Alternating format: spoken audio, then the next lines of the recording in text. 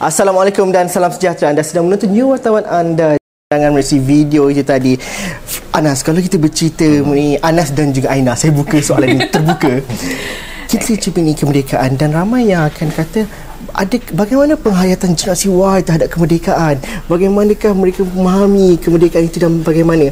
Akan tetapi saya pasti bahawa perkara ini menjadi perbualan ataupun menjadi satu perkara yang diperdebatkan ataupun diceritakan oleh generasi Y. Pendekatan generasi Y pada hari ini mungkin cukup berbeza dengan dahulu. Mungkin pengertian dan juga perjuangan itu dizahirkan dengan cara yang lain. Mungkin tak nampak cerita mereka mengenai kisah-kisah peperangan dan sebagainya. Itu sesuatu yang cukup asing daripada segi visual pemikiran mereka. Bagaimana kita menilai dan juga melihat bila kita tanya kepada generasi Y apakah erti kemerdekaan mereka, apa yang mereka selalu katakan kepada Anas? Betul seperti yang saudara cakap kan, generasi Y tidak tahu apa yang pernah berlaku dahulu. Mereka pun bagi mereka apa yang berlaku zaman British, zaman Portugis, zaman Spanish itu sudah terlalu lama berlaku bagi mereka, dan mereka merasa negara sudah aman. Jadi tak perlu nak angkat keris, parang atau keluar untuk berperang.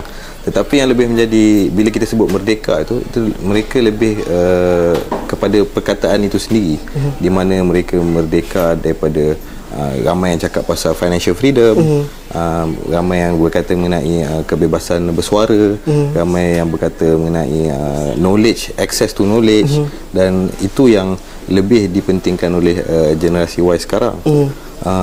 Contoh, bekerja di bandar, mungkin pendapatan sekitar 2,000 yang di kampung sudah cukup banyak, tapi bagi mereka itu tak cukup, dan mereka diikat di mana mereka dibebankan dengan hutang rumah, hutang kereta, dan mereka merasa mereka tidak merdeka. Dan dari segi knowledge, mereka merasakan akses knowledge masih ada sekatan.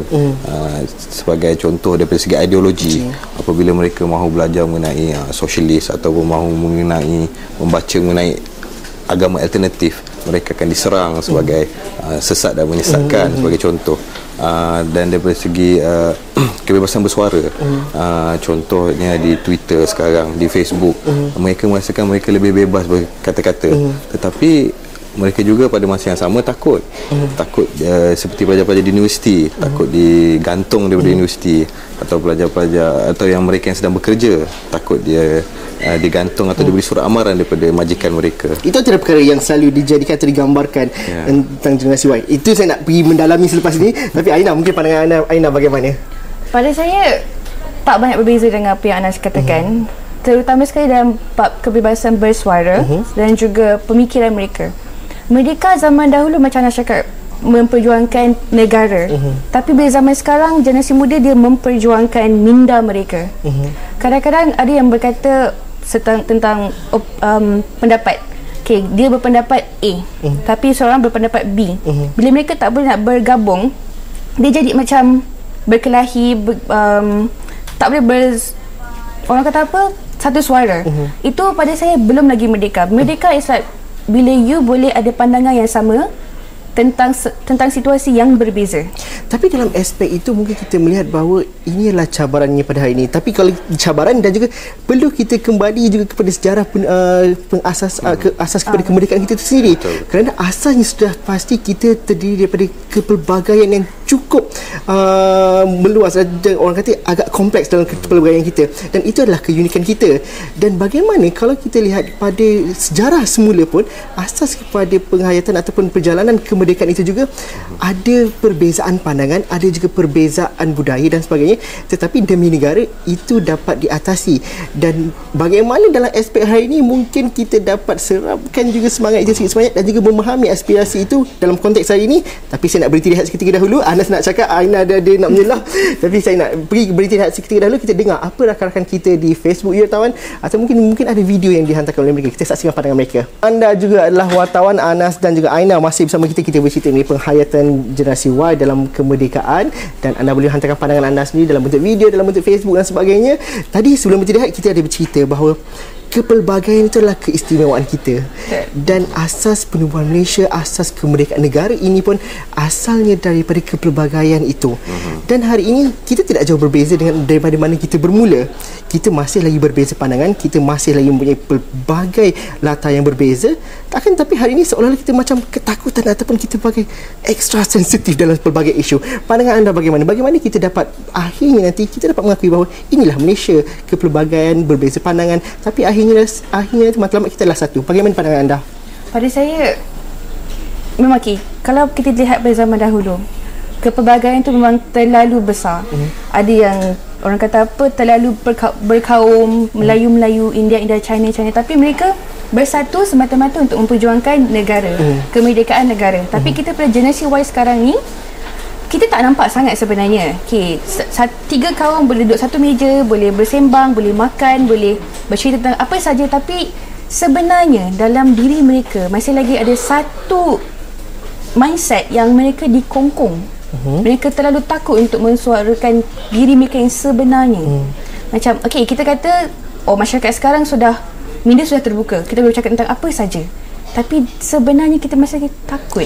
Adakah maksudnya dalam kata lain anda dia berkata bahawa kita mungkin bersedia untuk bercerita segala-galanya, tapi kita tidak mahu menerima perbezaan yang ada? Betul. Pada saya setuju dengan pandangan itu. Kita boleh bersuara, tapi untuk menerima tu pada kita, contoh pada saya lah kan, senang saya. Kalau saya kata A, saya nak semua orang A.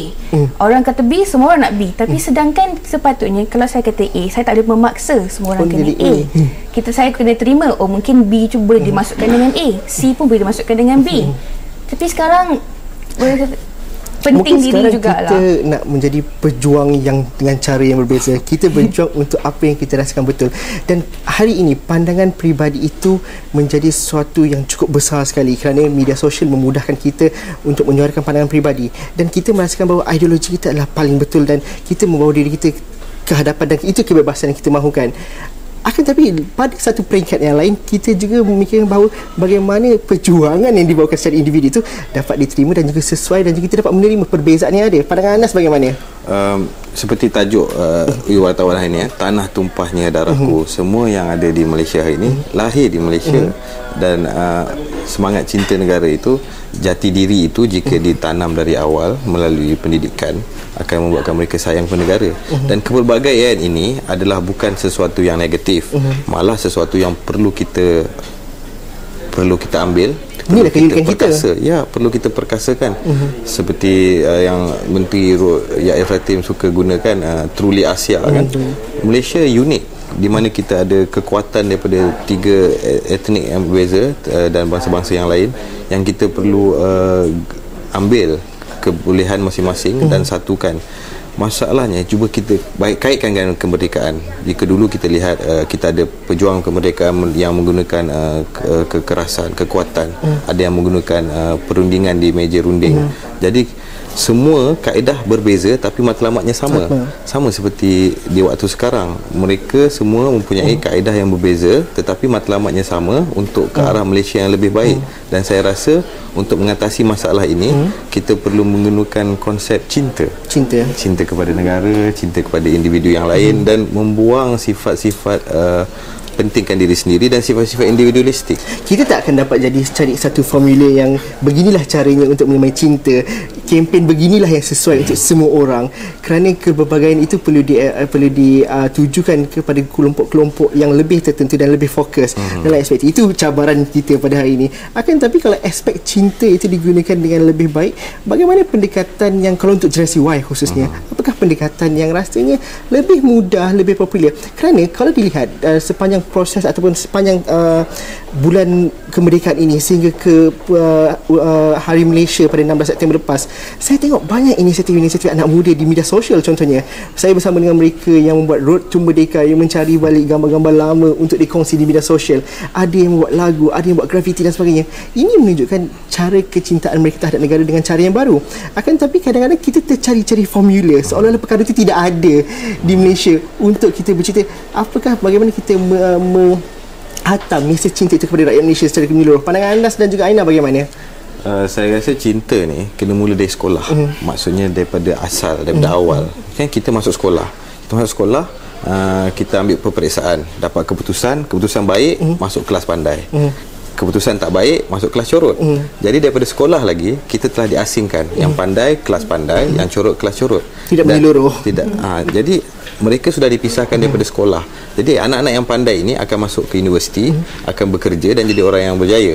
Manakala mereka yang kurang corot tidak akan dapat berjaya menyambung pelajaran dan akan tercicir. Jadi sepatutnya dari sekolah kita sudah terapkan kasih sayang.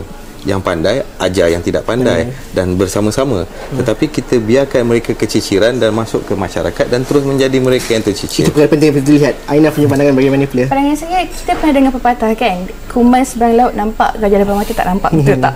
Okey, bila benda macam ni, cinta yang depan mata tu yang mereka sendiri dah ada tapi orang tak boleh lihat.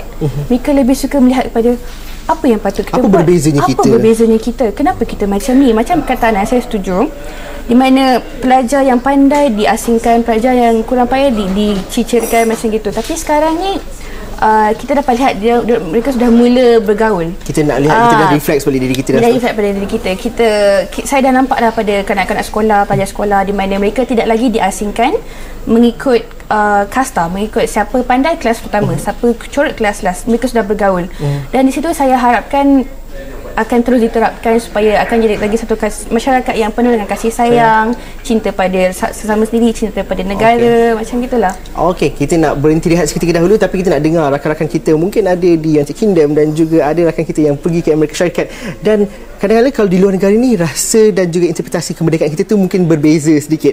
Jadi kita nak dengar rakan kita melalui yang kami sempat berinteraksi melalui Google Hangout dan juga video yang mereka hantarkan. Kita saksikan dahulu pandangan mereka dan kita nak Okey, bertemu lagi kita dalam You Wartawan. Terima kasih kepada saudara Ami yang menghantarkan pandangannya. Kita berinteraksi bersama dalam Google Hangout dengan rakan-rakan You Wartawan. Hari ini kemerdekaan harus diraikan dengan kebersamaan dan juga aspirasi yang sama. Itu kalau kita mulakan tadi, kita cerita mengenai cinta itu sendiri.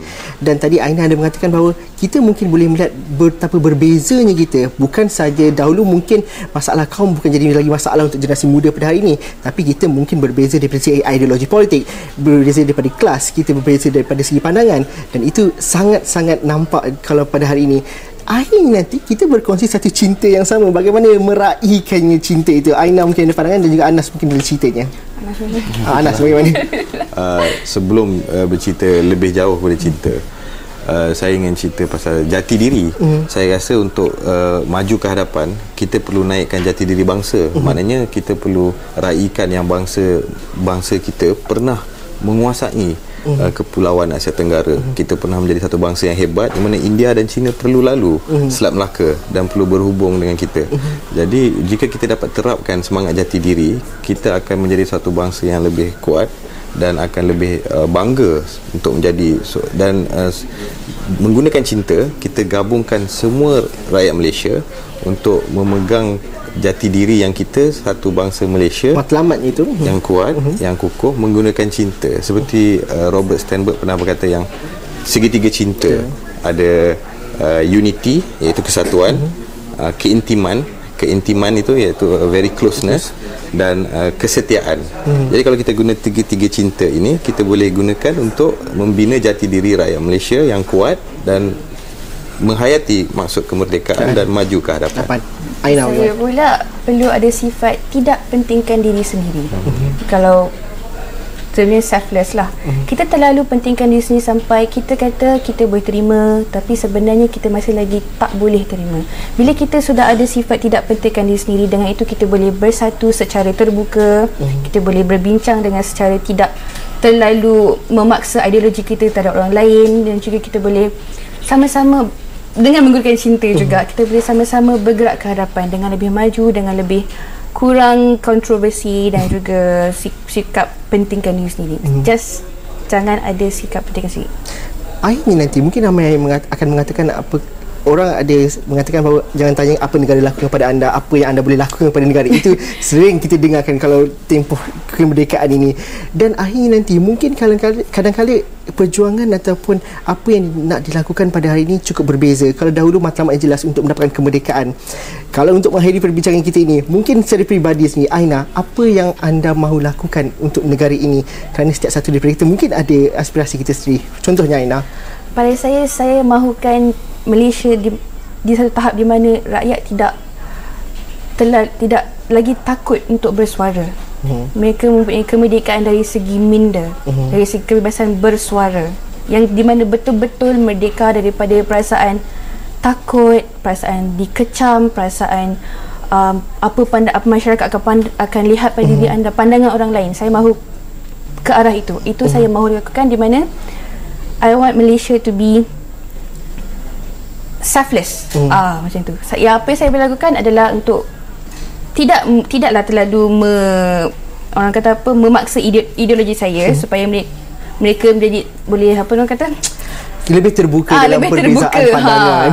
Saya mahu, itulah yang saya mahukan, yang saya akan lakukan, terbuka. Anas, bagaimana pula pandangan Anas?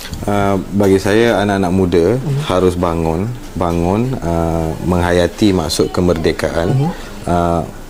Banyakkan membaca, banyakkan menulis, banyak menyertai perbincangan-perbincangan intelektual, banyak menyertai aktiviti-aktiviti yang berada di luar, dan kembali untuk menyumbang kepada masyarakat, dan tidak hanya berada di dalam kepompong sendiri, malah untuk mengalihkan tenaga mereka untuk memulangkan bakti kepada negara. Itu dilakukan dengan pelbagai cara dan sebagainya. Terima kasih Anas, terima kasih kepada Aina. Kita mungkin nak bercerita banyak lagi perkara ini. Mungkin kita dapat lanjutkan perbincangan kita di Facebook YouWartawan ataupun Twitter, dan juga di segala platform telah disediakan untuk platform YouWartawan, atau mungkin kita boleh mengajukan Google Hangout lepas ni, mungkin kita boleh berdiskusi di sana. Teruskan menghantar pandangan anda di Facebook Astro Awani, dan juga terima kasih. Kita jumpa lagi pada minggu hadapan. Assalamualaikum dan salam sejahtera. Selamat Hari Merdeka.